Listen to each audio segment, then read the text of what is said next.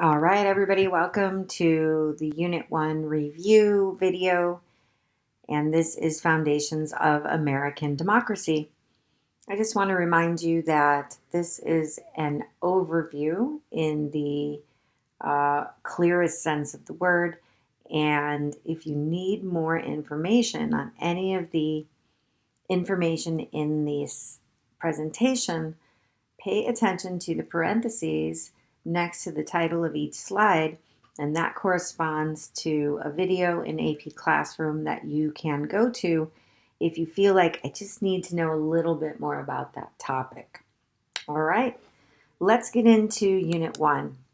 And we start with the basics, and that is democracy. So again, we live in a democracy. It means rule of people, and it's a system of government in which citizens exercise power directly or elect representatives from amongst themselves to form a governing body. And there are two forms of democracy. There is a direct democracy, which is where the people themselves decide policies and pass laws. An example is our proposition system in California, where we are allowed to vote directly on laws. And the second is a republic or a representative democracy, and that, friends, is ours. In the United States, the framers absolutely intended to create a republic, and that is where the people elect representatives who determine laws and policies for them. Keep in mind, Federalist 10 is Madison's explanation of why the framers decided to create a republic. And of course, it had to do with controlling factions. Before we get to that, I do want to review with you the three types of representative democracies. This is so important, and you're asked about it a lot. So let's talk about it, and we'll talk about it again throughout this video. So I want to remind you before we get into them, elements of all three of these can be found in our system of government. So we have elite, we have pluralist, and we have participatory. So elite is where a small number of people, usually those who are wealthy and well-educated, influence political decision-making. That is seen in the Electoral College, where you see a very small group of people, 538 to be exact, influence political decision-making in the vein of selecting the president, right? Pretty powerful stuff. The second type is pluralist, and that is where organized interest groups compete with each other to influence policy. The thought being no one group would dominate. Again, when you think of pluralism, you want to think of interest groups. And these are groups of people who attempt to influence policymakers to support their position on a particular common interest or concern. Interest groups are an example of pluralist democracy. Because again, people join groups that are focused on issues that they care about. Finally, the third type of representative democracy is participatory, and that is where citizens have the power to directly influence policy, and politicians are responsible for implementing those decisions. And you see that in town hall meetings, you see it in propositions, you see it in referendums. A quick note, a proposition is where you are asking voters if they want something to be a law. A referendum is it's already a law, and they are saying if they still want it to be a law on the books. So keep in mind these three types of representative democracies. That takes us to Federalist 10. Just a great time for us to talk about it. Once again, this is Madison kind of articulating the idea of pluralist democracy.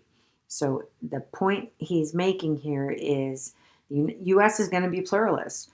It's going to be a democracy in which many factions or interest groups would compete with each other to influence public policy. But the mechanisms of the Constitution would keep any of those factions from becoming too powerful, right? So we'll live in a pluralist democracy, but no one faction will become a tyranny of the majority.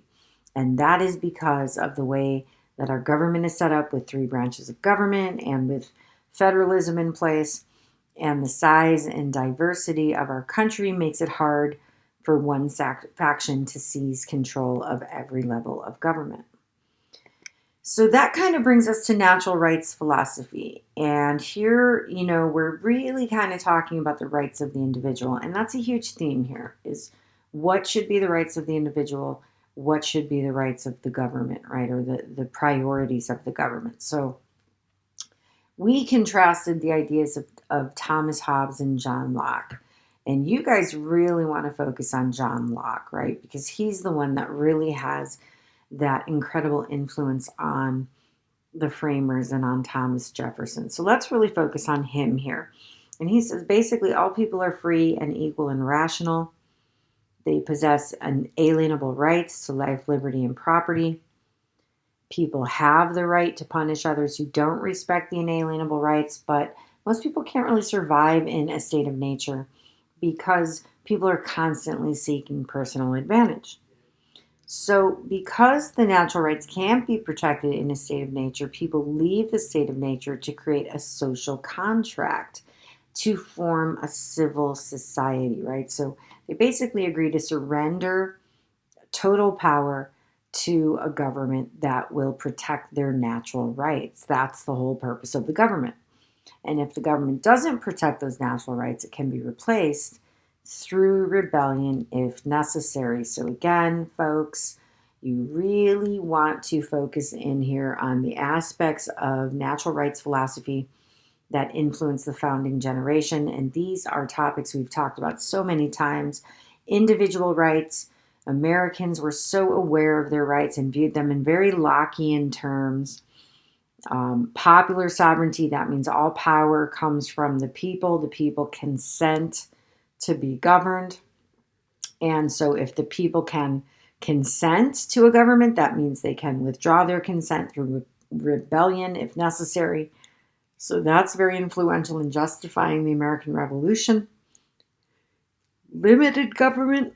Of course, the purpose of government is to protect natural rights, not pass laws on any and all subjects. Therefore, the role of government should be limited. And government power is limited to whatever the people decide it should be, not whatever the government decides it should be. Finally, human equality. Locke said all people were in a state of nature, had equal rights.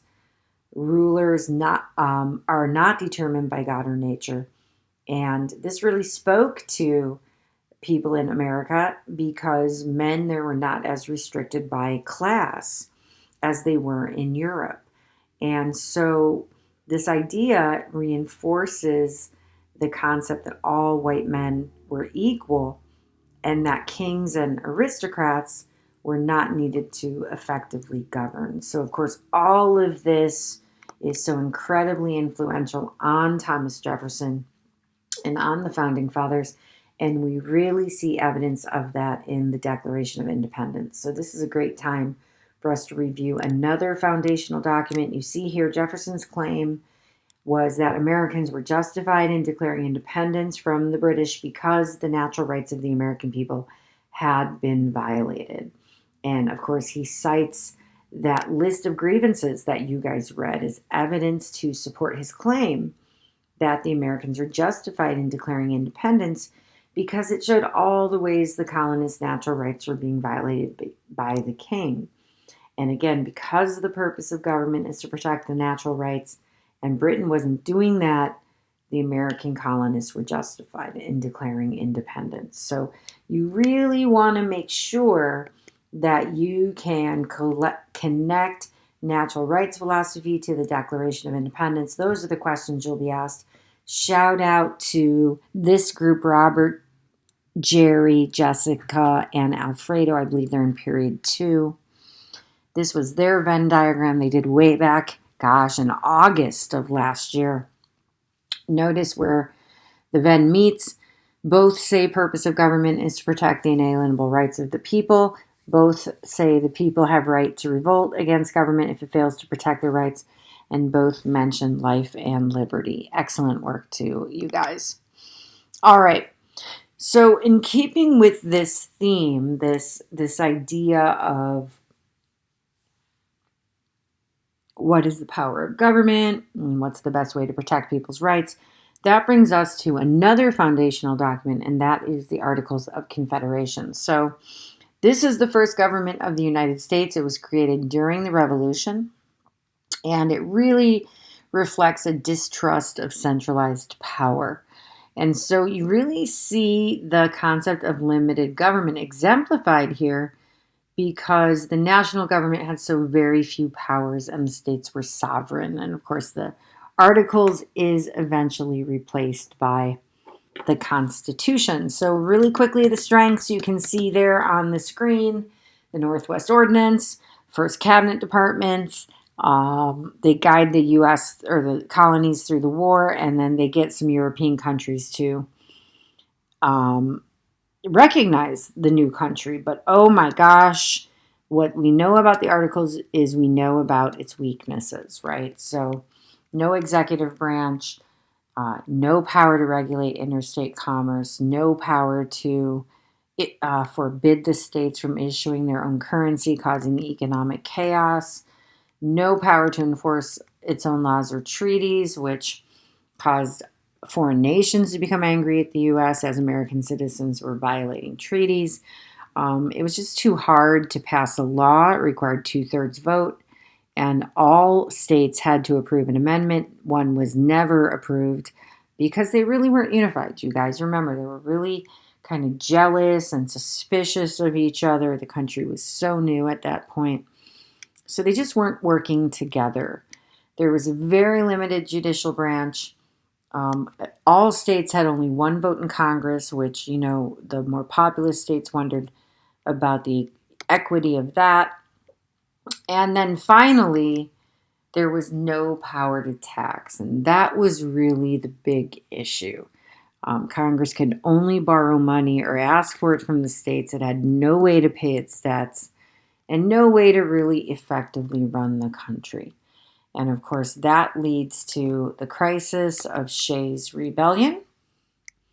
And that's when Congress finally says, enough is enough. Let's propose a meeting of the states to talk about amending the Articles of Confederation. Well, you guys know what they do. They actually throw out the Articles and write a brand new government. We call it the Constitution, and it has been our government ever since. It took them 3 months to write because they had to work out a lot of disagreements. And that brings us to the two major constitutional compromises that occurred. And that, of course, is the Great Compromise and the Three-Fifths Compromise. So the Great Compromise, again, settled the question of representation. This was the big fight at the convention.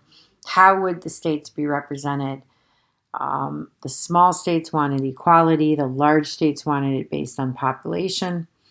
And again, the compromise was we created a bicameral legislature, the House and the Senate. The House satisfies the large states because it's based on population. The Senate satisfies the smaller states because it's based on equality. The other major compromise was the Three-Fifths Compromise, which was all about slavery, right? So this compromise satisfied the slave states because it gave them more power in the House of Reps, because now they could count their slaves as 3/5 of a person. And remember, representation in the House is based on population, so they want their slaves counted as part of their population.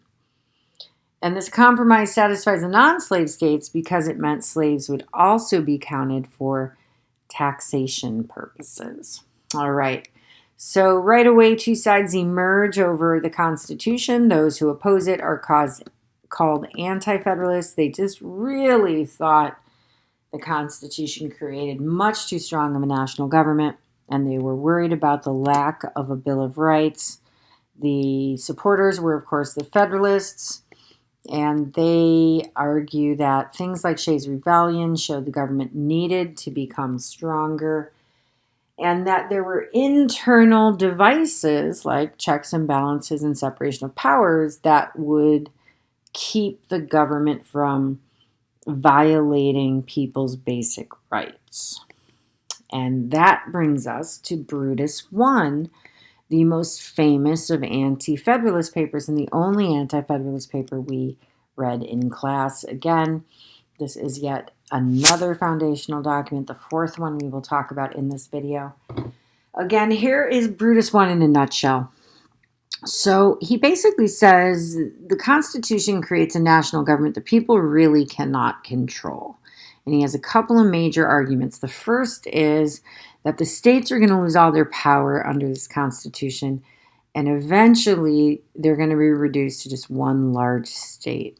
And, he really points to things like the necessary and proper clause and the supremacy clause here, and says, Congress can really make laws on almost any subject they want to, and the supremacy clause means those laws can override state laws. He also argued there's really no historical precedent for a large republic. And, he says as republics get larger, they tend to turn more authoritarian and tyrannical. And he kind of points to Greece and Rome as examples of this. And then finally, he says, how will the people truly be represented in a country as large as the U.S.? He says either there's going to be so many people will be elected to Congress that it's going to be too large to conduct business or pass good laws. And so basically he's arguing pluralism isn't going to work here. It's just we're too large. There'd be too many people. It's going to lead to gridlock. Or he says if that doesn't occur, eventually the people will become so detached, the representatives in Congress will become so detached from the people that they won't really be representing them anymore. They'd only be concerned about themselves and wouldn't truly be concerned with the people's interests because they just wouldn't know them anymore because they were too removed from them. And so, basically he's arguing against elitism there, right? He really wants this participatory democracy, and he just really doesn't buy this government that the Federalists are defending. Okay. So, of course, the Federalists launched that massive PR campaign called the Federalist Papers, and they eventually promise that if the 13 states accept the Constitution, a Bill of Rights would be added at the first meeting of the new Congress, and after almost 9 months of debate, the Constitution is finally ratified, and it becomes the law of the land in 1789. All right, so let's talk a little about this new document, this new Constitution, and there's a couple of major things you need to consider. The framers' main goal was to prevent tyranny in the United States. That's really it, prevent tyranny. And so they incorporate these four main things in the Constitution with that goal in mind. The first thing they do is they create three branches of government that rely on the consent of the governed. The second thing they do is they separate power among those three branches. The third thing they do is create a system of checks and balances so each branch could restrain the others. And then the fourth is they create a federal system where they further divide power between state and national government. And that, ladies and gentlemen, brings us to your fifth and final foundational document for this video, and that is Federalist 51. Again, our system of government balances the individual's liberty and the government's need to maintain order. Liberty is threatened when power is concentrated. Therefore, the Constitution spreads out the ability to write laws, execute laws, judge laws, and better protect laws. But separation of powers is not enough because the branches will be self-interested and attempt to seize more power. So there has to be protections in place, and that is checks and balances. Federalist 51 was written by James Madison again, and really it's about why we included checks and balances and separation of powers. And you see it there, right in those first three bullets, right? We're trying to balance liberty and order. Liberty is threatened when power is concentrated, so we got to spread it out. And the way we've chosen to spread it out is through separation of powers and checks and balances. And of course, you guys need to know examples of this. So again, on the federal level, we've got three branches of government. The legislative branch makes the laws. The executive branch enforces the law. The judicial branch interprets the law. And then they each have the power to counteract or check the other one through multiple ways that we've studied in class. That's Federalist 51. All right. And that really brings us, folks, to the final part of Unit 1, and that is a discussion of federalism. So we just talked about these four major components that the framers put in to kind of prevent the concentration of power, and federalism is really a key part of that. So don't sleep on federalism, all right? Framers wanted to create a compound republic where power flowed from both the people to the national government and to the state governments. And that's what federalism is. It's a system of government in which different levels of government have power.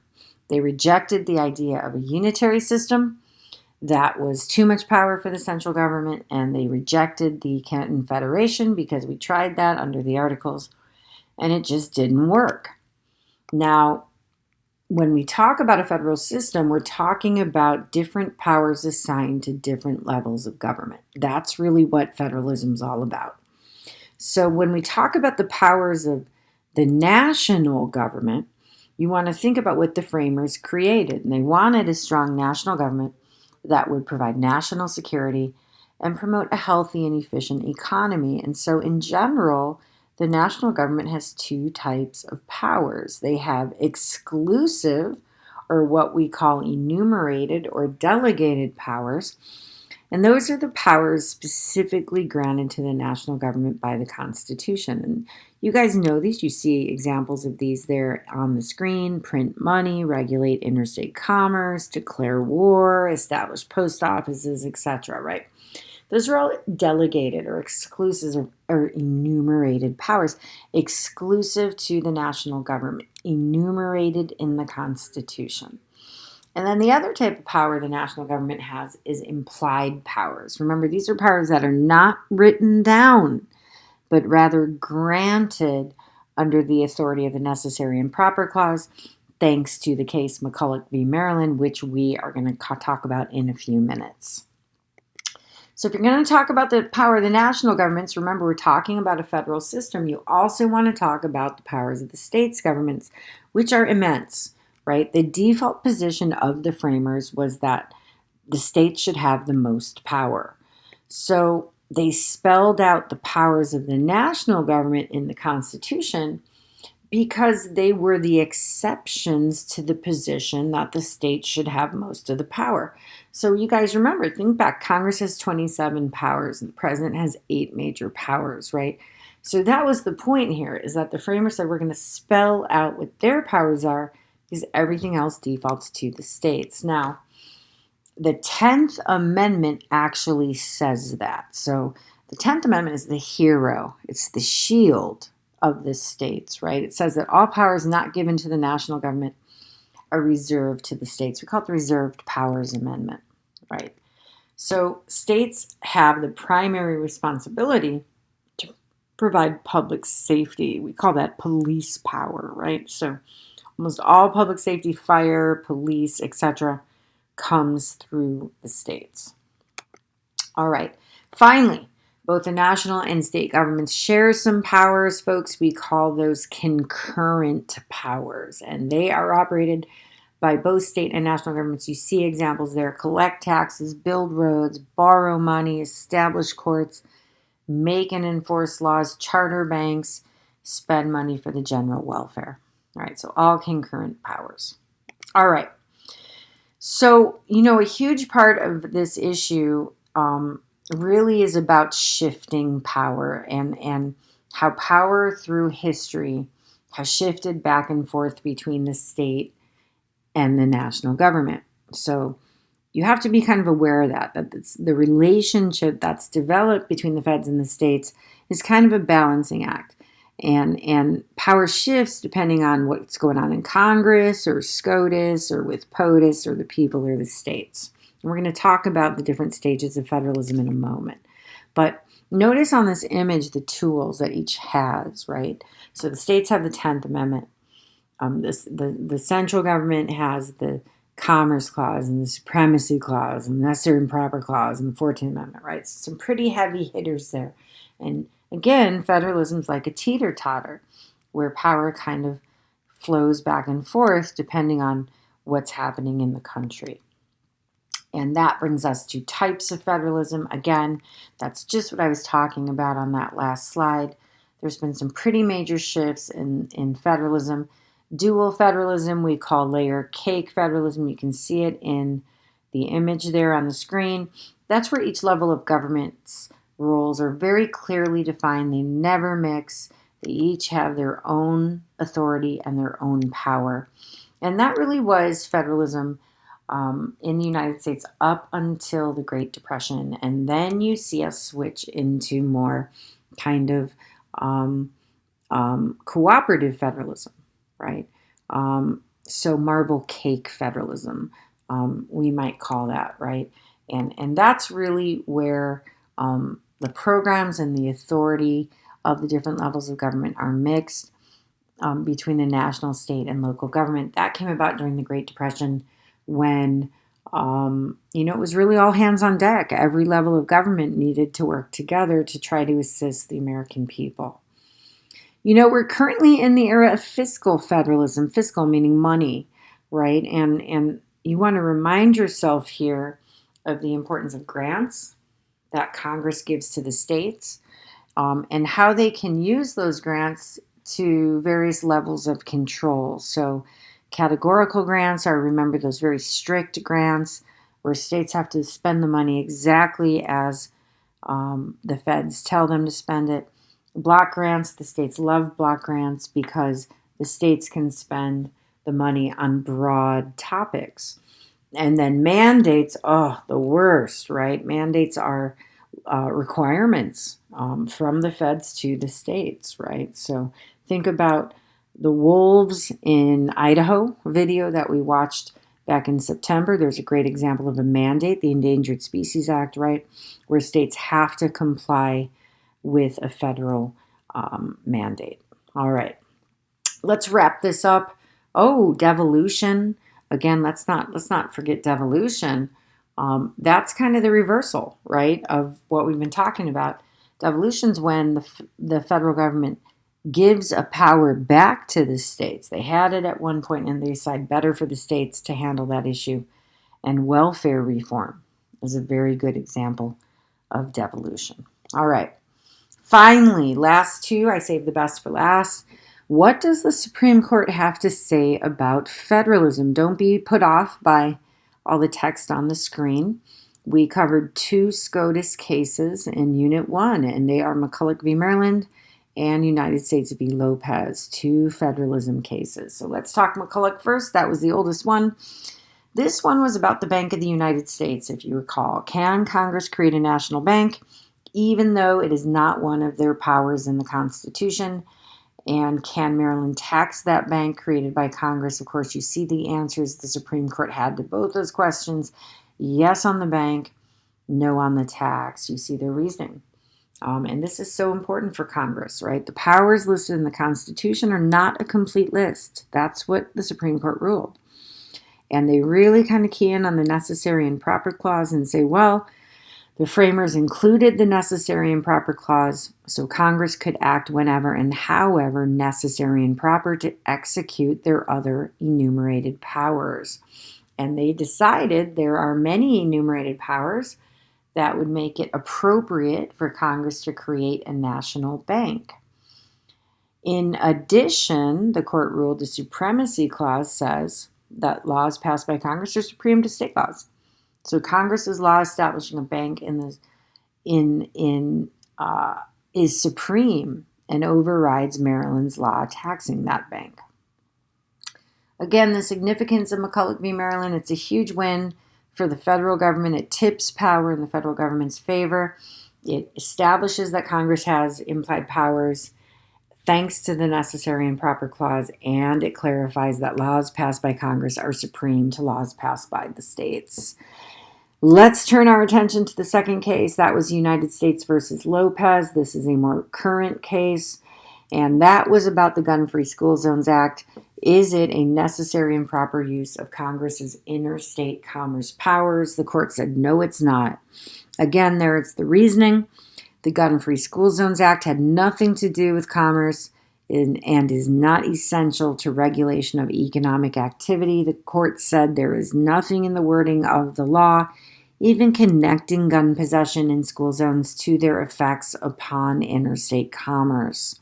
And they said, hey, the government's arguments here are so broad that if accepted, it would be hard to think of anything they wouldn't be able to regulate under the Commerce Clause. So, you guys, the significance of this case is that it was a win for the states because for the first time, really, Congress has limits placed on their ability to claim implied powers.